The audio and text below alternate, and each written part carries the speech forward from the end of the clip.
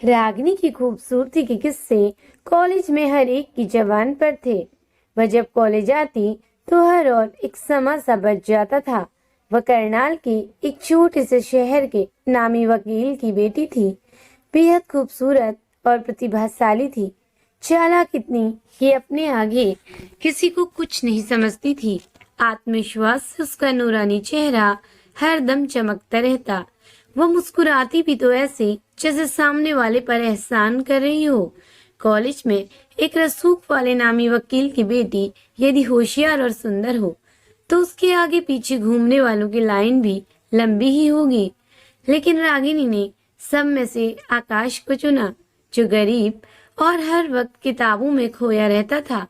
वह रागिनी के साथ ही पढ़ता था और गांव के एक गरीब किसान का बेटा था। उसके पिता का समय निधन हो गया था, इसलिए बड़ी मुश्किल से उसकी विधवा माँ आकाश को पढ़ा रही थी और आकाश हर समय अपनी पढ़ाई में व्यस्त रहता था। रागिनी को आकाश पसंद आया क्योंकि वह लंबा, हैंडसम और मेहनती नौजवान था। रागिनी जब तब कुछ पूछने के बहाने उसे अपने नजदीक लाती गई और देखते ही देखते उनकी दोस्ती की चर्चा अब पूरे कॉलेज में होने लगी। आकाश खोया खोया रहने लगा। धीरे धीरे इस मेधावी छात्र की पढ़ाई जैसे ठप सी हो गई। वहीं रागिनी, जो पढ़ाई में औसत दर्जे की थी, अब वह उसके बनाए नोट्स पढ़कर फर्स्ट आने लगी। सब में आकाश की मेहनत होती। वह रात भर उसके लिए नोट्स बनाता, उसकी प्रैक्टिकल फाइल तैयार करता, लैब में एक्सपेरिमेंट भी वही करता। लेकिन उसकी मेहनत का सारा फल रागिनी को मिलता। आकाश तो बस अपनी प्रेमिका के प्रेम में डूबा रहता। वह उसके अलावा कुछ और सोच भी नहीं पाता। यहाँ तक कि छुट्टी में वह अपनी माँ से मिलने गाँव भी नहीं जाता।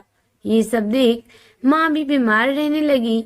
आकाश प्यार के छलावे में इस कदर खो गया कि उसे याद ही नहीं रहता कि गांव में उसकी माँ भी है, जो आठों पहर उसकी राह देखती रहती है। माँ ने अपने जेवर बेचकर उसके कॉलेज की फीस भरी है।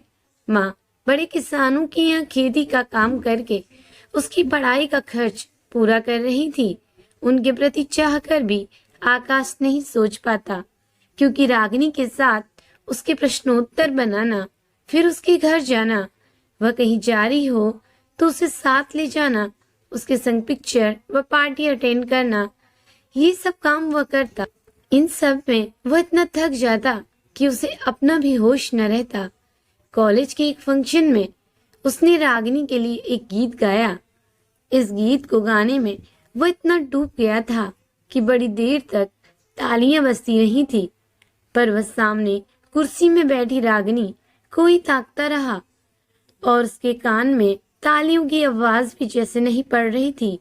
रागिनी का सिर गर्व से ऊंचा उठ गया था।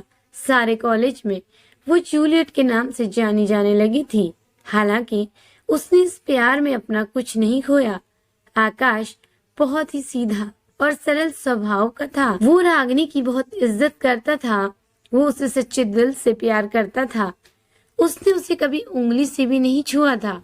इधर एग्जाम होते होते रागिनी का मुंबई से रिश्ता तय हो गया।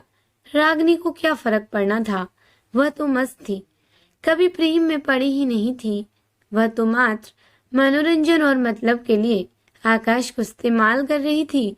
आखिर रिजल्ट आया, रागिनी अव्वल आई और आकाश दो विषयों में लटक गया। उसका एक साल बर्बाद हो गया। इधर रागिनी विवाह कर मुंबई रहने चली गई, जबकि आकाश को प्यार में नाकामी और अवसाद हाथ लगा।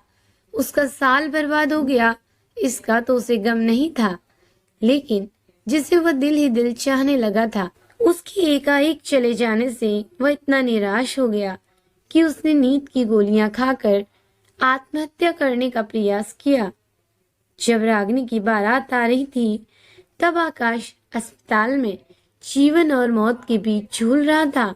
उसकी गरीब माँ का रो रो कर बुरा हाल था। वह नहीं समझ पा रही थी कि हर कक्षा में प्रथम आने वाला उसका बेटा आज कैसे फेल हो गया।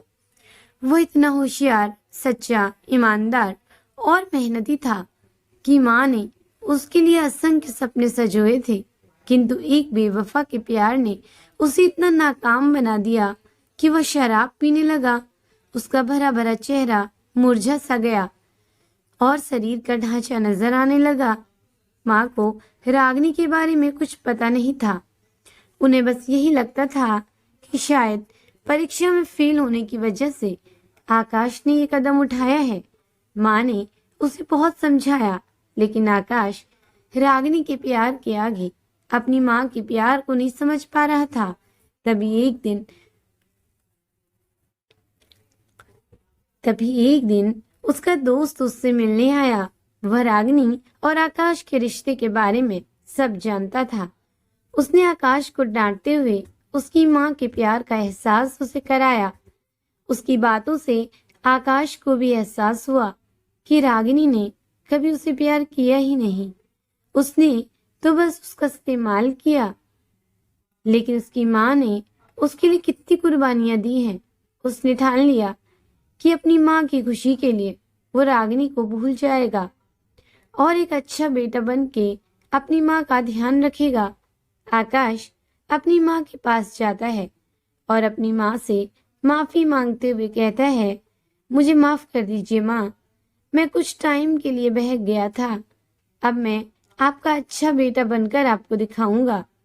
आकाश अपनी माँ की खुशी के लिए सारी बातें भूलकर आगे बढ़ने की कोशिश करता है और उसमें उसे सफलता भी मिलती है, क्योंकि वो ये बात समझ चुका था कि उसकी माँ से ज्यादा उसे कोई प्यार नहीं कर सकता। तो दोस्तों, कैसी लगी आपको आज की ये कहानी? कमेंट में जरूर बताएं। अपना कीमती समय देने के लिए धन्यवाद दोस्तों। अगर कहानी अच्छी लगी हो तो प्लीज लाइक करें, शेयर करें और मेरे चैनल को सब्सक्राइब करें। Thank you for watching.